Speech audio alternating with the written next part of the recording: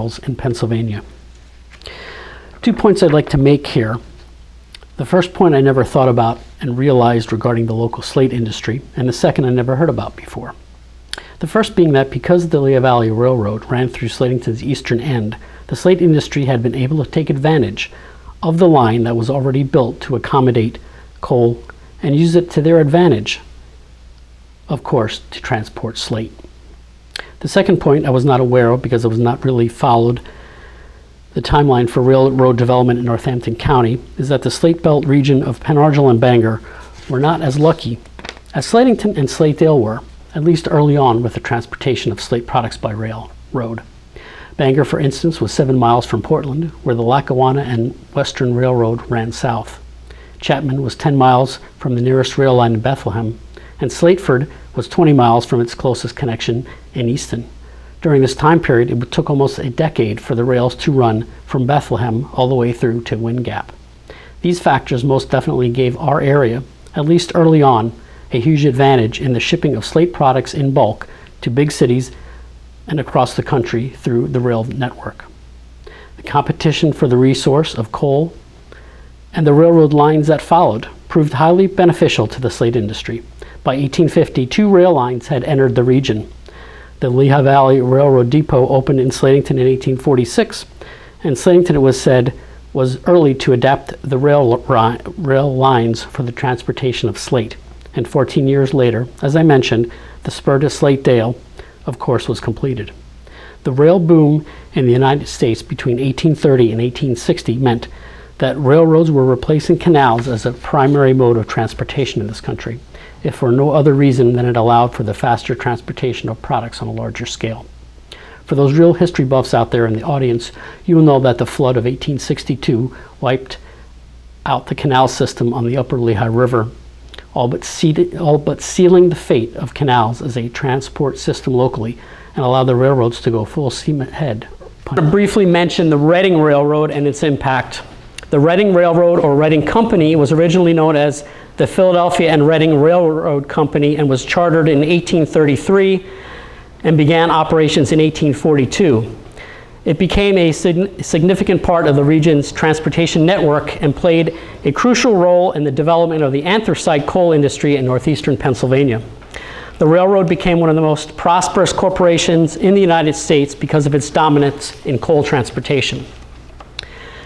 Several years after the branch line connecting Slatedale with the Lehigh Valley Railroad opened, the Reading Railroad built a line from Reading to Franklin, or Emerald, as it is now called, thus making a western outlet for hauling slate and giving competition to the Lehigh and Erie railroads. Later part of this Reading line was used to haul students from the rural areas through northern Lehigh and Berks counties to Slatington High School, and of course was known as the Berksey. I wanted to include this slide. If anybody was here at our spring presentation, we talked about the news company building and how the railroad would stop, the rail would stop underneath the news building. Children would have to climb up the steps to go to the high school on Main Street. So we didn't have that photo last time, but we wanted to include it this time. The rise of the interstate highway system and competition from trucking led to a reduction in freight business, and which led to the railroad's bankruptcy in 1971. As was the case of many freight railroad companies during this time. Just like the Lehigh Valley Railroad, the Reading was absorbed into Conrail in 1976. Now I'm briefly going to talk about the Lehigh Valley Traction Company.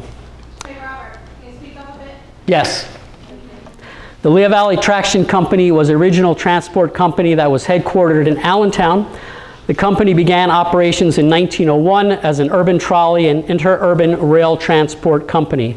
It operated successfully into the 1930s, but struggled financially during the Great Depression and was saved from abandonment by a dramatic ridership increase during and following World War II. A branch of the Lehigh Valley Traction Company between Slatington and Slatedale was opened on December 28, 1902. The route was 3 miles, ending at Slatedale House, which you'll hear about shortly, and followed the road surface already in place. The first car of the day left Slatedale at the ungodly hour of 5:30 a.m. and connected to the main branch at Main and Dowell Streets in Slatedale with a southbound car headed to Allentown departing at 5:45 a.m.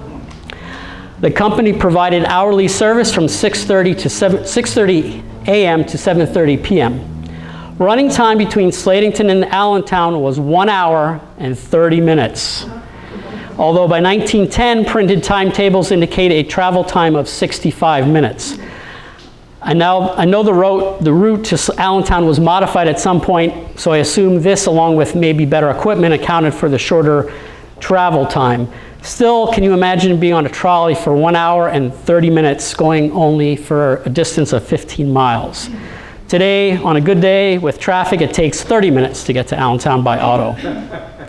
Trolley fare was 5 cents from Slatedale to Slatedale and 25 cents from Slatedale all the way through to the terminal in Allentown at 6th and Hamilton Streets. People began to prefer the trolleys as a way of transportation because they were cleaner and quieter than the trains powered by coal.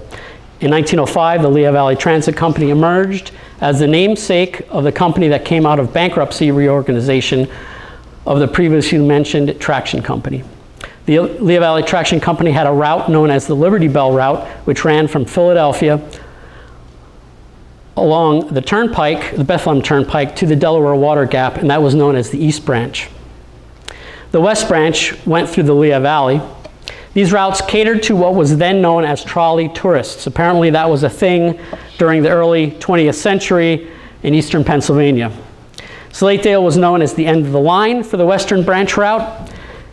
The Slatedale branch of this trolley line was abandoned in 1929 due to automobile ownership increasing, as well as the advent of bus service.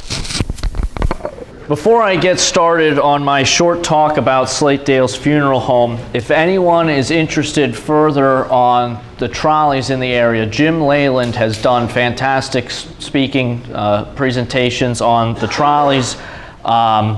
I believe there's a link to one of his speeches that he gave at the Slatedale Library a bunch of years ago. I watched it, let's say 3-4 years ago, and it was really fascinating in how it impacted our area. And he followed the line up from Allentown to its terminus in Slatedale, so that was interesting. But I'm up here to talk about Slatedale's funeral home. One of the first undertakers to serve Western Washington Township that included Slatedale was Daniel Heinzelman, born 1836, died 1915. In those days, undertakers were typically carpenters who also manufactured burial coffins. He was a carpenter by trade, constructing both burial coffins and buildings. An obituary for Adelia Kern from the Allentown Morning Call confirms Daniel Heinzelman's status as an undertaker by the year 1897. In keeping with this 19th century custom, Daniel passed his business down to his son Louis O. Heinzelman, born 1865, died 1939, who worked alongside him and later took over full ownership after Daniel's death in 1915. In this era, funerals were typically held in family homes. Funeral homes were not common whatsoever. To bring the coffin inside the home, the front window was removed so the undertaker could place the coffin directly into the front parlor. The body of the deceased would remain in the house for sometimes several days, and while others only spent the day of the funeral at the house before burial. Traditionally, the body was never left alone, and family members kept vigil until the time of burial. Postcards were printed with the name of the deceased and the date or time of the funeral. These notices served as an announcement to the death to friends and family and a formal invitation to funeral services. The coffin was carried to the cemetery by horse and buggy. Louis had 2 coaches, one black, one white. The black buggy was used for deceased adults, while the white buggy was used for departed children. By 1900, the Heinzelman undertaking business moved to Lock Street, which is today Main Street. It was around this time that Daniel and Louis purchased land and built the structure that remains in use today. I think I forgot to mention, he originally had his carpentry business in the area of Lehigh Furnace, okay, and then he came to Main Street. So he purchased land and he built the structure that remains in use today. Kind of looks a little different than this that you see. But today's funeral home has 12 large rooms fit for modern funeral services. Displayed, you can see a bill for a baby's funeral in 1931. Total price, $31.20. In 1923, Lewis's son, Elwood Heinzelman, born 1901 to died 1965, began his involvement with the family business. He remained a funeral director in Slatedale until he died. After his passing, his wife Bessie Smith Heinzelman continued the business and was assisted for 2 years by Robert Hahn, born 1928, died 1989. In January of '67, Hahn purchased the business and property from Mrs. Heinzelman, renaming the company as the Robert K. Hahn Funeral Home, and therefore ending the 3 generations of Heinzelman Funeral Home. Hahn remained as funeral director until his death in 1989. Here you can see an article from I believe it was 1969.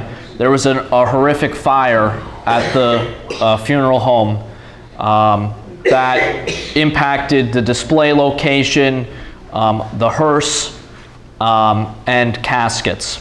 Okay, Slatedale building destroyed by fire. So Robert Hahn remained the funeral home director until his untimely death in 1989.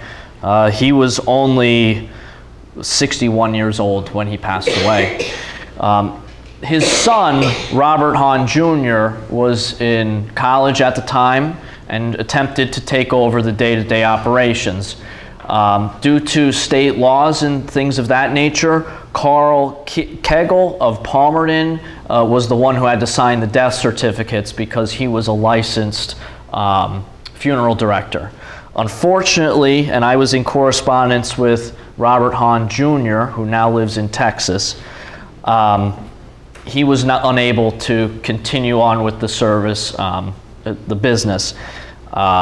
The state, I believe, allowed him a year or 2 years to try to get affairs into order, to try to get his funeral license, and that was quite simply just not enough time for him to finish his studies. So unfortunately, between 1992 and 1997, there was no funeral home in Slatedale. The building served solely as a private residence, marking the first time in over a century that Slatedale did not have its own undertaker.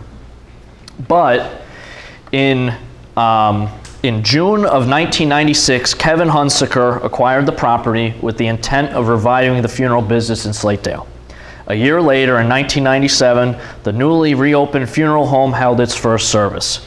Today, the Kevin Hunsaker Funeral Homes stands not just as a business, but a testament to the more than 125 years of dedication, compassion, and service to the Slatedale community that went from Daniel Heinzelman to Lewis Heinzelman, Elwood Heinzelman, the Hahn family, and now Kevin Hunsaker.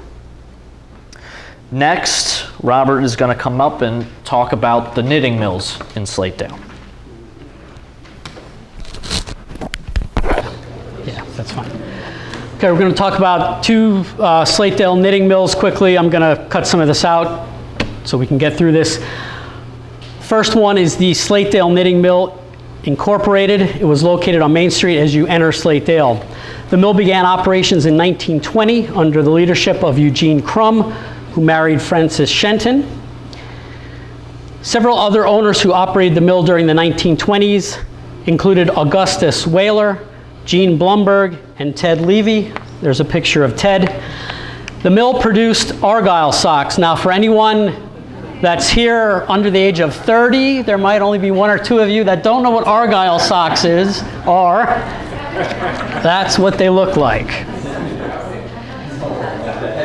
The mill employed roughly 50 to 70 workers, some of them only earning 22.5 cents an hour. The building housed the main office and shipping department on the first floor, with the knitting equipment on the second floor. A boiler house and dye house were buildings attached to the west side of the property. To produce socks, cotton yarn was delivered to the factory and dyed. Workers would weave the yarn into socks using knitting machines. Looping machines would then close the socks at the toe end. Next, the socks were made wet and stripped over hot metal forms shaped like a human leg and then dried. The socks were then removed from the forms, sized, boxed in the packaging department, and then orders were filled and transported by truck to buyers. On Saturday, August 22nd, 1925, a picnic was held for employees. It was said that at 9 a.m., the employees were driven by truck to Inwood Lodge, a property owned by Dr. Rollo Peters and located near the Slatedale Reservoir, which was along Reservoir Road in Germansville. Peters, of course, was a longtime Slatedale dentist who practiced for 50 years and died in November of 1961 at the age of 73. Games were offered during the morning and lunch was served at noon. An afternoon baseball game was played, interestingly enough, as the men versus the women. At 5 p.m. dinner was served, and by 6:45 the employees were driven back to the mill. A picnic area provided by the mill was located to the west of the property. A pond was located near the road called the Race, which was stocked with fish. A fountain adorned the center of the picnic area. During the winter, when the fountain froze, holes were drilled in the ice and colored lights were inserted for decoration. It was said that people would travel for many miles to view the resulting ice sculpture. However, by the 1930s, all traces of the fountain. When a Mr. Richardson bought and removed the equipment to North Carolina, two employees, Ernest Bauer and Charles Hoppus, were asked to relocate to the new location to supervise the knitting department. They agreed, however, both men returned to our area after only 4 years. The building was sold in 1956 to Milton Levy and used as storage for the Jane Ellen Blouse Company of New York. I found a notice in the New York Times regarding the Jane Ellen Blouse Company, but the company's name was of Slatedale Incorporated and listed an address of 145 West 28th Street in New York City. Being the curious person I am, I Googled that to see if that address and building still existed, and I found this. You can't read it, but the address is on this banner here. That's part of the building, and apparently it's under some kind of renovation, but I can definitely see that being used for that purpose, for that company. Now back to Slatedale. At one time, part of the building was later used by Kearns Furniture for use as a warehouse and outlet store. And afterward, the property was since being used as a gas station, and it still is today. Now briefly, the next mill is the Post and Sheldon Silk Mill. The company known as the Post and Sheldon Corporation was located in Paterson, New Jersey, and they first bought a silk mill on Cherry Street in Slatington, if you're familiar with the big building down there on Cherry Street. 10 years later, they erected a building on Grant Street in Slatedale that employed roughly 250 workers. As an aside, the general superintendent of the Post and Sheldon Corporation was John Percy Gordon, who was born in England in 1873. He came from a long line of textile manufacturers in his family.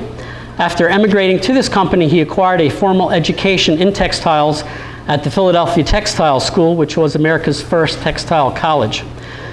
Founded as the Philadelphia Textile School in 1884, it provided needed technical education to improve the manufacture and quality of domestic fabrics. This became the first textile school in the United States, freeing the American textile industry from dependence on European models and expertise. He eventually came to manage several silk mills in the area before coming to Slatington in 1904 with Post and Sheldon. If you attended the Downtown Meets Uptown presentation in spring earlier this year, you may remember me talking about the Gem Undergarment Company. This was originally located in Slatington in the Crystal Knitting Mill building by Trout Creek and the Main Street Bridge, and operated there since at least the mid-1930s. By 1940, it moved its operations to the old silk mill in Slatedale, located on Grant Street, which I just talked about. Apparently, Post and Sheldon pulled out of Slatedale years earlier, possibly during the Great Depression.